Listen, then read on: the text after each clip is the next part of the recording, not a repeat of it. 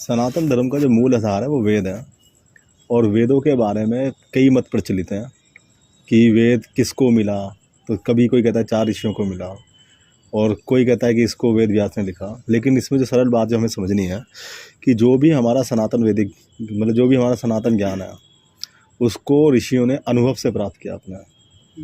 जो उन्होंने जैसा देखा, जैसा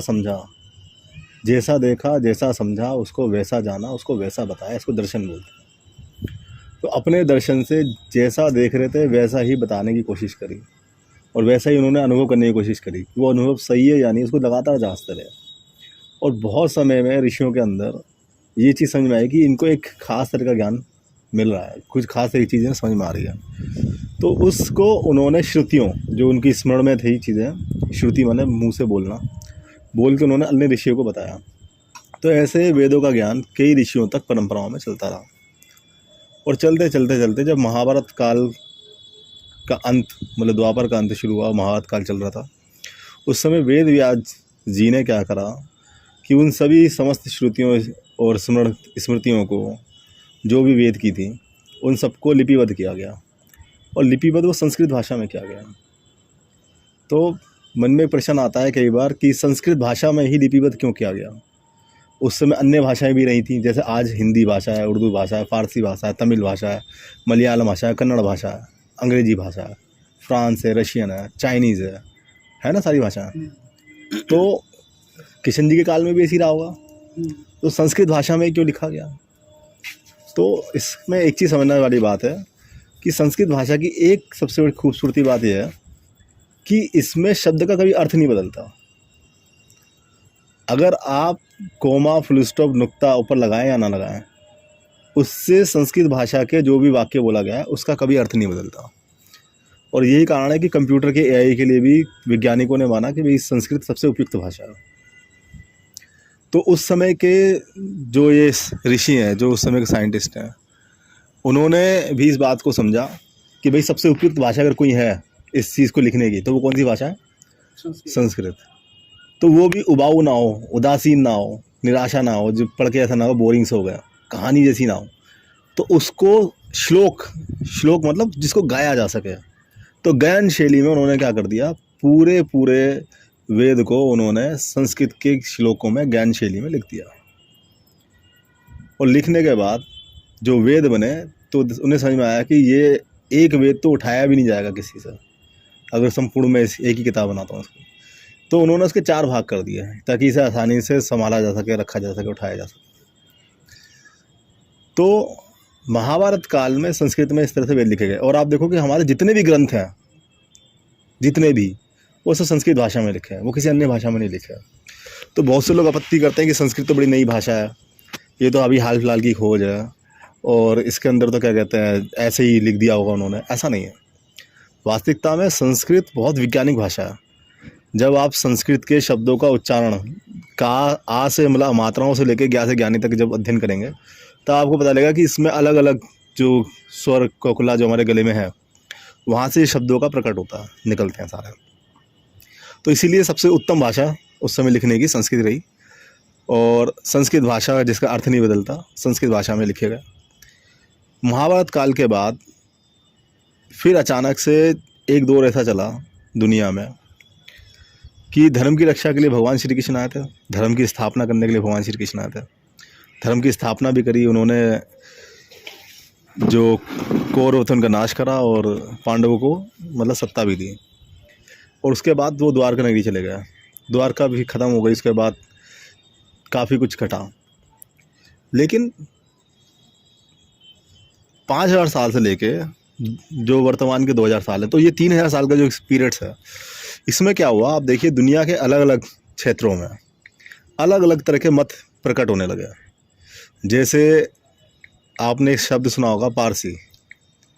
पारसी मत बहुत पुराना मत है, लगभग 3700-3800 साल पुराना मत है। इसी तरह का एक यहूदी मत है, ये भी 3700-3800 साल पुराना मत है। ईसाई मत है लगभग 2100 साल पुराना। और फिर एक अपना इस्लाम मजहब है जो 1400 साल पुराना। लेकिन भारतीय क्षेत्र में देखें तो महावीर जैन ने अपने जो विचार रखे तो उसी के लगभग समकालीन 100 वर्षों के दौरान बौद्ध ने भी अपने विचार रखे। और आप देखो बौद्ध के विचार महावीर जैन के विचार से काफ़ी मिलते जुलते हैं। आप कई बार तो कंपेयर करेंगे तो आप देखेंगे कि उनके जो कर्म कांड है ज़बरदस्ती अलग करने की कोशिश की गई है, वो देखने में भी एक जैसे लगते हैं। तो कन्फ्यूज़न होते है कि ये महावीर जी के मतलब जैन धर्म की शिक्षा है या क्या कहते हैं बौद्ध धर्म की शिक्षा है, क्योंकि दोनों ही अहिंसा परम धर्म की बात कर रहे हैं, दोनों ही कह रहे हैं कि भाई आत्मा होती है परमात्मा नहीं होती। ठीक है, दोनों इसी तरह की बातें कर रहे हैं। ठीक है, और यही कारण है कि JNU ने जहाँ महावीर जैन को भगवान बना दिया, इसके अलावा वो किसी दूसरे ईश्वरीय भगवान को नहीं मान रहे हो, तो वहीं दूसरी तरफ बौद्ध ने भी क्या करा, जो बौद्धों के अनुयायी है उन्होंने भी महात्मा बुद्ध को अपना भगवान बना दिया एक तरह से कि यही सब कुछ है जो भी है। लेकिन बात ये 3000 साल में आखिर हुआ क्या? तो 3000 साल में जो भारत के अंदर जो सनातन धर्म था उसके जो अनुयायी रहे, सनातन धर्म का मतलब क्या, जो सत्य के अनुयायी हैं, जो सत्य का दर्शन है, जो दर्शन उन्होंने किया। सत्य मतलब क्या, जो जैसा है वैसा, ईश्वर जैसा है वैसा, आत्मा जैसी है वैसी। ठीक है, ये संसार जैसा है वैसा, इस संसार में जो माया है वो जैसी है वो वैसी जानी। इस सत्य का अनुभव करके जो व्यवस्था चल रही है वो व्यवस्था लगातार कैसी चलते रहे, इसके लिए जीने वाले जो लोग थे उनके अंदर ज्ञान का अभाव होने लगा। वो अध्ययन कर पाए नहीं कर पाए, ये एक उस समय काल की एक विडंबना रही। लेकिन निरंतर जो अज्ञानता हुई उसका परिणाम क्या निकला कि बहुत तेज़ी से जो भारत में जैन मत बहुत तेज़ी से फैला। बहुत से लोगों ने महावीर जैन के जो प्रवचन है उनका अनुसरण करते हुए उनके अनुयायी बन गए और बहुत बड़ी संख्या में जैन अनुयायी आ गए। इसी तरीके से बौद्ध मत, क्योंकि बिल्कुल सेम टू सेम चल रही दोनों चीज़ें, तो जो काम जैन मत में हुआ वही काम बौद्ध के मत में हुआ। उसके अनुयायियों ने दबा कर प्रचार किया। और आप देखो, अगर आज भी आप दुनिया में देखना शुरू करेंगे तो दुनिया के अंदर लगभग 10 देश बौद्ध मत के हैं। ठीक है, भारत के बाहर जो भी इसके आसपास के एरिया हैं वो मतलब मंगोलिया, चाइना वाइना, कंडोबो, बर्मा, म्यांमार। ठीक है, ये सब क्या है, जैन मतलब बौद्ध मत को मानने वाले लोग हैं। जापान भी बौद्ध मत को मानता है। तो बौद्ध मत में क्या हुआ कि तेजी से बताया कि भाई ठीक है, ये सब पाखंडवाद है, ये ब्राह्मणवाद पूरी तरह से पाखंडवाद है, ये वैदिक ज्ञान बिल्कुल पाखंडवाद है, वैदिक बिल्कुल अज्ञानता से भरा हुआ है, वैदिक में कुछ नहीं रखा, वेदों में बिल्कुल वैदिक शिक्षा को नकारने की बात की गई। और उस समय के ब्राह्मण जो थे वो किसी भी तरह से जो बौद्ध मत के अनुयायी थे या बौद्ध थे उनके सामने टिक नहीं पा रहे थे। बौद्ध ने उनका इस कदर खंडन करा कि ब्राह्मणों को उनसे हार कर बौद्ध मत को अपनाना पड़ा। इस कदर बौद्ध मत का प्रचार हुआ। और बाद में ये भी प्रण लिया गया कि ठीक है, जब आपने अब बौद्ध मत अपना लिया तो आगे इसको फैलाओ, ये झूठा ज्ञान जो वैदिक ज्ञान है इसको त्याग दो, इसका कुछ नहीं है, सब बेकार की चीज़ें हैं सब। और बड़ी तेज़ी से वैदिक ज्ञान का ह्रास हुआ, बहुत तेज़ी से। आप देखिए लगभग पूरा उत्तर भारत और दक्षिण भारत की तरफ बौद्धिक मत का बड़ी तेज़ी से प्रसार हुआ। और वहीं दूसरी तरफ किसका प्रचार हो रहा था, जैन मत का प्रचार हो रहा था। तो पूरे भारत में खाली यही दो मत प्रचलित हो रहे थे और सनातन वैदिक धर्म जो बोला जाता है वो पूरी तरह से ख़त्म होने के कगार पे आने लगा। तभी उसी काल में आज से लगभग 2000 साल पहले 12 साल का एक छोटा सा बालक साउथ इंडिया कन्याकुमारी के पास से के छोटे से गांव से निकल के जिसने वेदों की शिक्षा प्राप्त करी है। ठीक है, 12 साल का बालक जिसने वेदों को कंठस्थ किया। जब उसको ये पता चलता है कि पूरे भारत में अब क्या चल रहा है, बौद्ध मत बड़ी तेज़ी से फैल रहा है, जैन मत बहुत तेज़ी से फैल रहा है और अब शायद ही वैदिक मतलब धर्म का नाम लेने वाला कोई संसार में बचेगा। ऐसी कठिन स्थिति देखकर उसने प्रण लिया कि मैं किसी भी उसमें वेदों को हारने नहीं दूंगा, क्योंकि जो सच्चा ज्ञान यहाँ बचा हुआ है साउथ भारत में, पता नहीं प्रकृति की एक अलग की कृपा है साउथ के भारत के लोगों का, वो धर्म की रक्षा में हमेशा आगे रहे हैं लोग। और आज भी आप देखो तो प्रभाव दिखाई देता है उसका, वहाँ के मंदिरों में, वहाँ के लोगों में, वहाँ की पिक्चरों में। तो वहाँ से वो बालक निकला है, वो बालक पूरे संसार में आदि गुरु शंकराचार्य के नाम से प्रसिद्ध हुआ। और वो बालक सीधे सीधे आता है कहाँ, कश्मीर की घाटियों तक। और आते ही जो सबसे बड़े बौद्ध मत के जो अनुयायी हैं, जो उनके गुरु हैं बौद्ध के बाद, वो उनको चुनौती देता है कि तुम वेदों को झूठा बोलते हो, वैदिक ज्ञान को कहते हो यह अज्ञानता का प्रकाष्ठा है और ये सब पाखंडवाद है। मैं तुम्हें चैलेंज करता हूँ कि तुम मेरे वैदिक ज्ञान को ठीक है, साबित करके दिखाओ कि मैं गलत हूँ। चुनौती। तो 88 साल का बुजुर्ग बौद्ध मत में, जब उनसे उनकी बहस होती है, जिन्होंने बिल्कुल अपना पूरा जीवन अध्ययन करा है किसका, बौद्ध का, बौद्ध के नियमों का, वो व्यक्ति उनसे हार जाता है और 12 साल के बालक के पैर पकड़ लेता है। कहता है कि अनजाने में, अज्ञानता से पूरा जीवन मैंने इस बौद्ध मत में निकाल दिया। कोई समझाने वाला ही नहीं मिला कि वेदों से ऊपर भी कोई चीज़ होती है। अब मुझे ज्ञान हो गया कि वेद ही क्या है, सच्चा ज्ञान है, और मैं पुनः वेदों की तरफ आ रहा हूँ। तो वो वेदों की तरफ आया, उसके सारे जितने भी अनुयायी थे, क्योंकि उनके जो शीर्ष के नेतृत्व के जो हैं व्यक्ति, वो हार गए। और उन्होंने जब हारा तो उनके साथ के सारे अनुयायी ने क्या अपनाया, दोबारा से वैदिक सनातन धर्म अपनाया अपना। इसके बाद क्या होता है, वो जगह जगह जाकर वो बालक क्या कर रहा है, चैलेंज करता है, कभी जैनियों को मत को करता है, कभी किसी मत को करता है, और कहता है कि देखो पाखंड किसने फैलाया, अब ये बताएगा, पहले आप हमारी चुनौती स्वीकार करो। और स्वीकार करने के बाद बहुत तेजी से बड़े बड़े राजाओं ने, जिन्होंने जैन या बौद्ध मत अपना लिया था, जैसे अशोका काल में क्या हुआ, जैसे ही बौद्ध अपनाया तो पूरा भारत ही उन्होंने बौद्ध कर दिया, अशोक ने खंबे लगवा दिए पूरे भारत में। उसके भी परपोते वगैरह जो थे, सब ने क्या कर दी, दोबारा से घर वापसी कर ली वैदिक धर्म में अपने। समझ में आ गया कि हाँ भाई, पता नहीं कैसे, मतलब वो अज्ञानता के वशीभूत थे ब्राह्मण, की जवाब नहीं दे पाए, लेकिन इस बच्चे के आगे तो टिक ही नहीं पा रहा कोई भी। बड़े बड़े जो अपने आप को कहते हैं धुरंधर हैं हम, कोई टिक ही नहीं पा रहा इसके आगे। वो बालक भारत में 4 पीठ की रचना करता है, जिन्हें आज 4 धाम बोलते हैं। और वो बालक 4 धाम में परंपरा स्थापित करता है कि 4 धाम की यात्रा होगी। वो 4 पीठ बनाई गई भारत के 4 कोनों में, और बताया गया कि ये पीठें ध्यान रखेंगी कि इसके अंदर कभी ये बौद्ध मत और जैन मत दोबारा से दाखिल ना हो। तो भारत की जितनी भी सीमाएं थी अखंड भारत तक, आप देखो सारा बौद्ध मत खत्म कर दिया इन्होंने, सारा इन्होंने जैन मत खत्म कर दिया। थोड़ा बहुत बचे जैन, वो गिनती के बचे जो उनसे कट्टर अनुयायी थे उन्होंने। वो भी इसलिए बच गए क्योंकि वो लोग कभी उनसे आपस में डिबेट करने नहीं आ पाए। आप देखिए उस बालक ने 10, जैसे आपने अखाड़े का नाम सुना होगा, जैसे अभी कुंभ के मेले होते हैं, सिंगस्त अखाड़े होते हैं, तो इन में 10 अखाड़ों का उसने वो बनाया कि भाई ये 10 अखाड़े हैं, और इन 10 अखाड़ों का काम क्या होगा कि वो आपके सनातन धर्म की रक्षा करेंगे। एक सिलसिला चला, आदि गुरु शंकराचार्य की 4 पीठ बनी, और चारों पीठों पे आदि गुरु शंकराचार्य के शिष्यों को बिठाया गया। और आदि गुरु शंकराचार्य क्या कर रहे हैं, कैसे सनातन को मजबूत किया जाए, वैदिक ज्ञान को कैसे इसको पूरी तरह से फैला दिया जाए भारत में, उसके लिए काम कर रहे हैं। लेकिन प्रभु की जैसी इच्छा, 32 साल की बहुत कम आयु में, ठीक है, उनको बुला लिया गया ईश्वर ने अपने पास।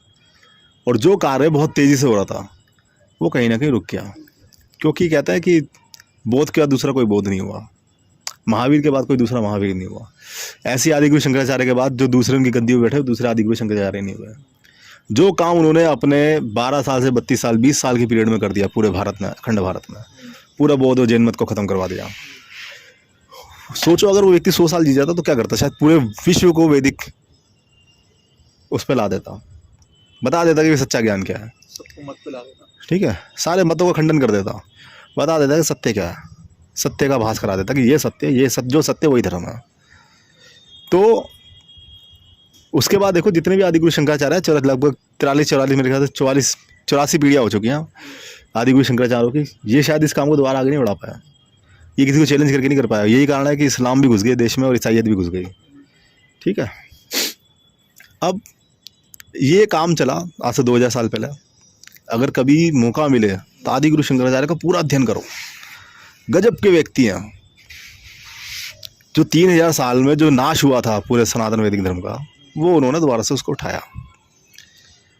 लेकिन ईश्वर की कृपा जो है गुलाम भारत में भी हुई, जब बहुत तेज़ी से मतांतरण किया जा रहा था ईसाइयत के अंदर, इस्लाम के अंदर भारतीयों का, तब प्रभु कृपा से एक बालक जिसको दयानंद सरस्वती के नाम से आज जानते हैं हम लोग, उनका जन्म हुआ। और उन्होंने भी सत्य के ज्ञान के लिए सब चीज़ों का अध्ययन करा, और लास्ट में उनको एक बहुत बढ़िया गुरु मिले, विजयानंद जी महाराज, और उनके सानिध्य में उनको पता लगा कि वैदिक ज्ञान ही सच्चा ज्ञान है, यही सत्य है जो तुम्हें ईश्वर तक ले जा सकता है, जो तुम्हें पूरे संसार की सभी चीज़ों को क्या करा सकता है, बता सकता है कि भाई सत्य क्या है। अनुभूति करा सकते। तो अब वो दयानंद व्यक्ति जो है पाखंड खंडनी पताका अपने हाथ में लेके चलता है और चैलेंज करता है जगह जगह जाके, जैनों को, ईसाइयों को, इस्लामिस्टों को, ईसाइयत वाले लोगों को, और भी यहूदियत, जो भी जिस तरह के जो लोग मिले जो अलग अलग मतों को मानते हैं, सबको उन्होंने कहा आओ करो डिबेट। जो काम 2000 साल पहले रुक गया था वो काम अचानक से देश में शुरू हुआ। उन्होंने किताब लिखी सत्यार्थ प्रकाश। अगर आप सत्यार्थ प्रकाश का अध्ययन करेंगे तो छठे समोल्लास के बाद आप देखेंगे पूरी तरह से जैनों का खंडन करा है, बौद्ध मत का खंडन करा है, ईसाइयत का खंडन करा है, इस्लाम का खंडन करा है, और भी मतलब किस तरह से खंडन करा। आप उसके पढ़ोगे ना तो आपको समझ में आएगा कि हाँ किस तरह से मूर्ख बना रहे हैं सारे मतांतर वाले लोग। उन्होंने बकायदा लिखा, और दयानंद जी ने अपने जीवन में बहुत सारी किताबें लिखी हैं, लेकिन अफसोस दयानंद जी को भी क्या कहते हैं बहुत कम उम्र में, लगभग 40 के बाद उनका भी शरीर सिधार गया। उन्हें दूध में पारा मिला के एक वेश्या ने पिलवा दिया कि इस व्यक्ति को मरवाओ। तो स्थिति ऐसी रही कि सनातन धर्म पे जो एक प्रकाश पुंज दोबारा जागा था, वो प्रकाश पुंज फिर दोबारा से डूब गया। पर उन्हीं के एक शिष्य स्वामी श्रद्धानंद सरस्वती, उन्होंने भी वैदिक ज्ञान का अध्ययन करके वेदों को समझ के फिर दोबारा से प्रचार करा, और लाखों लाखों जो क्या कहते हैं हिंदू सनातन धर्म को छोड़ चुके थे, जो इस्लामिस्ट हो गए थे या ईसाइयत में चले गए थे, उनकी घर वापसी करा ली। और इतना ही नहीं, जो हमारा ये अपना क्या कहते हैं जामा मस्जिद है, वहाँ से नारा भी लगवा दिया, ठीक है, और गायत्री मंत्र का पाठ भी करा दिया, और जामा मस्जिद में बैठ के घर वापसी करवा दी, जिससे डर के बाद इन तबलीगी जमात बनाई कुछ मुसलमानों ने। तो वेदों की महिमा को एक बड़ी बड़ी बात है। अब थोड़ा वर्तमान पे आते हैं, और वर्तमान पे आने के बाद मैं एक चीज़ देखता हूँ, आप मंदिरों में जाओ, मंदिरों में ब्राह्मण पुजारी बन के बैठे हैं, वो कहता है कि हम ब्राह्मण हैं, लेकिन मुझे नहीं लगता कि वो ब्राह्मण है, वो सिर्फ पंडे हैं, पढ़े हुए हैं। क्या पढ़े हुए हैं भगवान जाने। आपका पूरा जीवन निकल जाएगा पर वो आपको कभी वेदों के बारे में शब्द वेदों का नाम भी नहीं लेंगे, आपके आगे चर्चा भी नहीं करेंगे। कभी आपने सोचा ऐसा क्यों, किस लिए? बस वो जन्मजात पैदा हुए हैं और वो एक ढकोसले को ढोए जा रहे हैं, ढोए जा रहे हैं। थोड़ा इस पे एक चीज़ समझना पड़ेगा। सनातन धर्म में कई वैरायटी आई है।